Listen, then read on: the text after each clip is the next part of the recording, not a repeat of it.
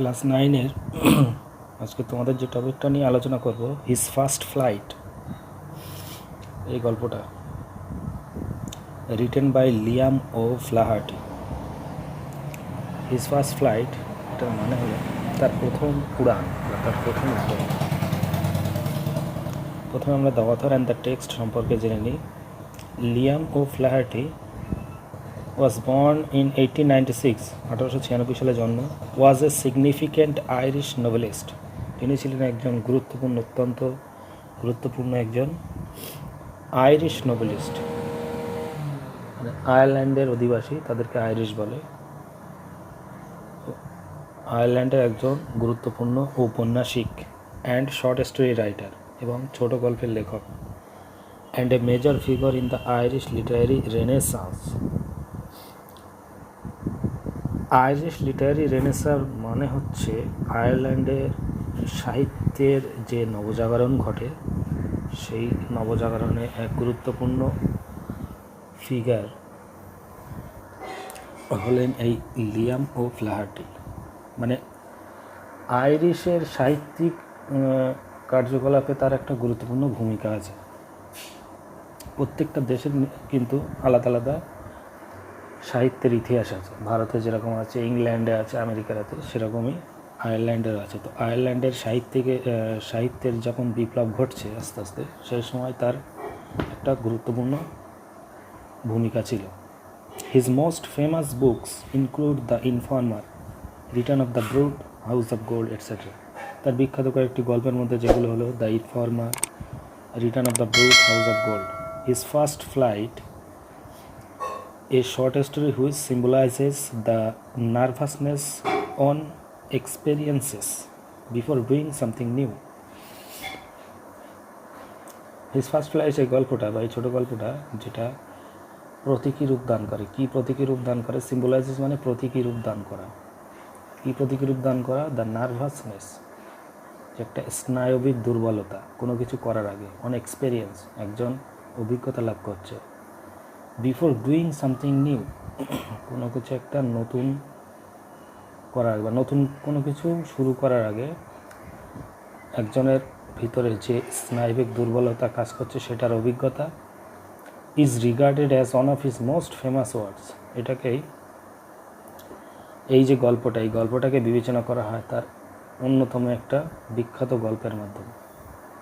তো his first flight, এই গল্পটা তার একটা অন্যতম বা উল্লেখযোগ্য একটা লিটারারি ওয়ার্কস বা লিটারারি কন্ট্রিবিউশন, তার সাহিত্যিক অবদান বলা যেতে পারে। দ্য ফলোয়িং টেক্সট, নিম্নলিখিত যে টেক্সটটি, অ্যান অ্যাব্রেজড ভার্সন, সংক্ষিপ্ত একটা ভার্সন, সংক্ষেপে লেখা হয়েছে অফ দিস শর্ট স্টোরি, এই গল্পটার। Is about a young seagull, যে গল্পটা কী সম্পর্কে বলছে? একটা ইয়াং সিগাল, একটা কম বয়সী সিগাল সম্পর্কে। And his experience of learning how to fly, এবং তার অভিজ্ঞতা বর্ণনা করা হচ্ছে বা শেখার অভিজ্ঞতা বর্ণনা করা হচ্ছে যে কীভাবে উঠতে হয়। The story focuses on, story লক্ষ্য করে বিশেষ করে কীভাবে, on how fair must be conquered, যে কীভাবে ভয়কে জয় করা যায় বা ভয়কে জয় করতে হবে, সেই ব্যাপারটা এখানে বর্ণনা করা হয়েছে। Before one May achieve anything of significance, কেউ একটা গুরুত্বপূর্ণ কাজ অর্জন করার আগে যে একটা ভিতরে ভয় কাজ করে, সেই ভয়টাকে জয় করার যে ব্যাপারটা, সেই ব্যাপারটারই হচ্ছে লক্ষ্য করছে বা সেই ব্যাপারটাই লিড করছে এই গল্পটায়। লাইক দ্য ইয়াং সিগাল, যেমনটা এই কম বয়সী সিগালের ক্ষেত্রে হয়েছে। Who had to B brave in order to fly, who had to B brave, যাকে সাহসী হতে হয়েছে কী জন্য? ইন অর্ডার টু ফ্লাই, ওড়ার উদ্দেশ্যে। ইন অর্ডার টু মানে উদ্দেশ্য, কিসের উদ্দেশ্য? ওড়ার, ফ্লাই। তো ফ্লাই, ওড়ার উদ্দেশ্যে তাকে সাহসী হতে হয়েছে। তো এটা হচ্ছে সিগালের কাছে একটা গুরুত্বপূর্ণ কাজ। তো কেউ যদি কোনো গুরুত্বপূর্ণ কাজ করতে যায়, তার একটা ইম্পর্টেন্স কাজ করতে যায় লাইফে, তো তার আগে একটা ভয় কাজ করে, একটা স্নায়বিক দুর্বলতা কাজ করে, নার্ভাসনেস কাজ করে। সেই নার্ভাসটাকে কাটিয়ে ওঠা বা কীভাবে ভয়টাকে জয় করতে হবে, সেই পুরো ব্যাপারটা এই গল্পের মাধ্যমে লেখক এখানে তুলে ধরেছে। তো গল্পে আমরা কিছুটা শুরু করি। প্রথমে বলছে, the young seagull was alone on his লেজ। কম বয়সী সিগালটি সে একাকী ছিল অন হিজ লেজ, তার বাসায়। লেজ মানে এখানে দেখবে আগেকার দিনে কুড়ে ঘরে বা মাটির ঘরে দেওয়ালে এরকম ছোটো ছোটো খোপ খোপ জায়গা থাকতো জিনিসপত্র রাখার জন্য, ঠিক আছে, সেটাকে বলা হচ্ছে লেজ। তো এরকম পাহাড়ের গায়ে এরকম ছোটো ছোটো খোপ খোপ জায়গা থাকে, সেখানে পাখিরা বাস করে। তো সেই তার বাসায় সে একাকীই ছিল।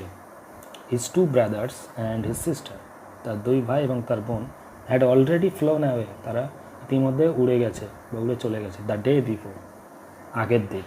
দ্য ডে বিফোর মানে ইয়েস্টারডে, গতকাল তারা উড়ে চলে গেছে।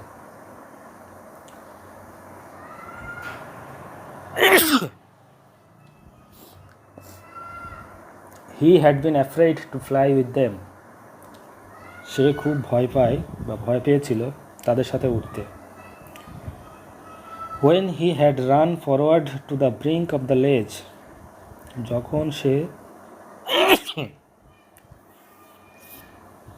দৌড়ে যেত সামনের দিকে, টু দ্য ব্রিঙ্ক মানে কিনারা, টু দ্য এজ কিনারার দিকে, কিসের কিনারা? অফ দ্য লেজ, সেই বাসার কিনারার দিকে যখন সে দৌড়ে যেত, হি বিকেম অ্যাফ্রেড, সে ভয় পেত। মানে একটা ভিতরে একটা পড়ে যাওয়ার বা উঠতে উঠতে পড়ে যাওয়ার যে ভয়টা আর কি, বা অসুস্থ হয়ে যাওয়ার যে ভয়টা, সেই ভয়টা কাজ করছে। The great expands of the sea, সমুদ্রের যে এই বিশাল বিস্তার, স্ট্রেস ডাউন বিনিথ, যেটা প্রসারিত হয়েছে নিচের দিকে, মানে পাহাড়ের নিচের দিকে। And it was Miles downs, এবং এটা অনেক মাইল নিচে ছিল। সেই জন্য সে ভয় পাচ্ছিল যে যখনই সে ধারে যাচ্ছে দেখছে নিচের এই এতটা গভীর, কীভাবে সে উঠবে, আর উঠতে গিয়ে যদি পড়ে যায়, সেই ভয়টা তার কাজ করছে। whenever he had run forward to the brink, so সে কি অনুভব করলো? হি ফেল্ট সার্টেন, সে নিশ্চিতভাবে অনুভব করলো, দ্যাট যে his wings would never support him, যে তার এই যে ডানা তাকে কখনোই সাহায্য করবে না। হেল্প, সাপোর্ট মানে help. So he bent his head and ran away back to the little hole where he slept at night. So he bent his head, সে তার মাথাটা নত করলো, and ran away back to the little hole, এবং দৌড়ে ফিরে এসে তার সেই ছোট্ট গর্তটার ভিতরে চলে গেল, যেখানে সে রাতে ঘুমিয়েছিল। Where he slept at night, রাত্রে যেখানে ঘুমিয়েছিল। His father and mother had come round calling to him shrilly, তার বাবা এবং মা সেখানে এসেছিল এবং তাকে ডাকছিল খুব তীক্ষ্ণ আওয়াজে। শ্রিলি মানে তীক্ষ্ণ আওয়াজ। এই তীক্ষ্ণ আওয়াজটা কীরকম? যখন মাথার উপর দেখবে কোনো প্লেন চলে, এরোপ্লেন, যে আওয়াজটা হয় যেরকম তীক্ষ্ণ খনখনে আওয়াজ, সেরকমভাবে চিৎকার করে তার বাবা মা তাকে ডাকছিল। But for the life of him he could not move, কিন্তু জীবনের জন্য হলেও সে সেখান থেকে এক মুহূর্তের জন্য মুভ বা সরল না। দ্যাট ওয়াজ 24 hours ago, এই যে পুরো ব্যাপারটা, এটা ছিল 24 ঘন্টার আগের ঘটনা। সিন্স দেন, ঠিক তখন থেকে, nobody had come near him, কেউই তার কাছাকাছি আসেনি। দ্য ডে বিফোর, আগের দিন, he had watched his parents, সে তার পিতামাতাকে দেখেছিল, flying about with his brothers and sister, যে তারা উঠছে তার ভাইদের সাথে এবং তার বোনের সাথে। এইটা ছোট্ট সিগাল দেখেছিল।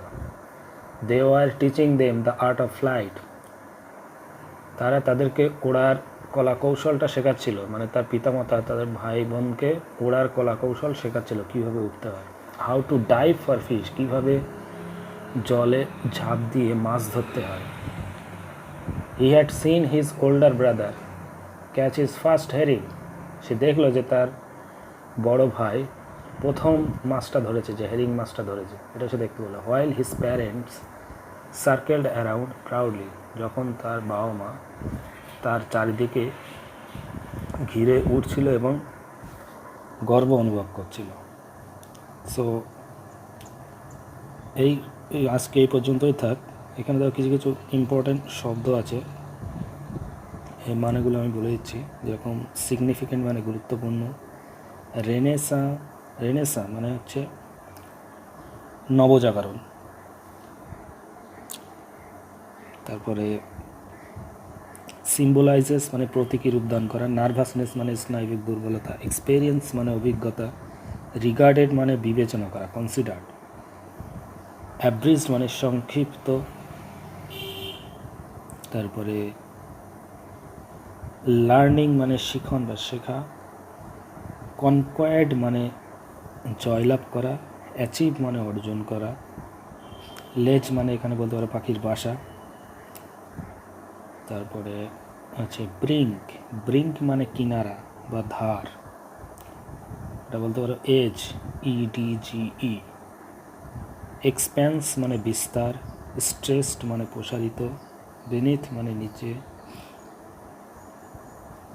তারপরে শ্রীলি মানে তীক্ষ্ণ আওয়াজ, তারপরে আছে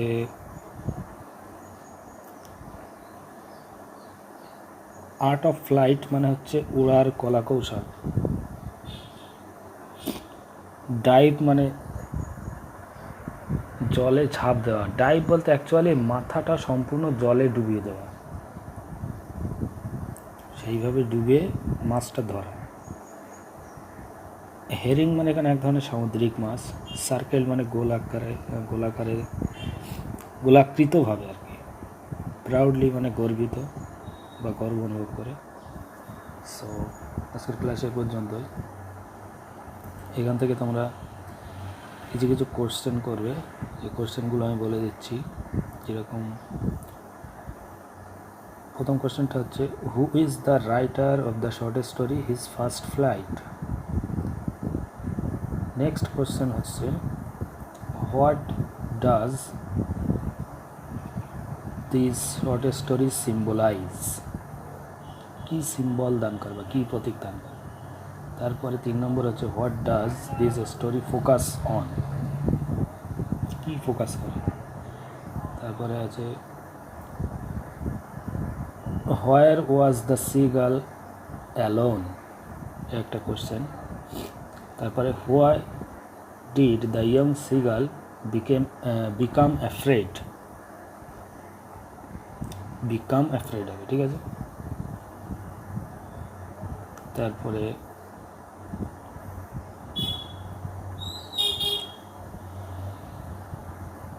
হোয়াট ডিড দেয়ার প্যারেন্ট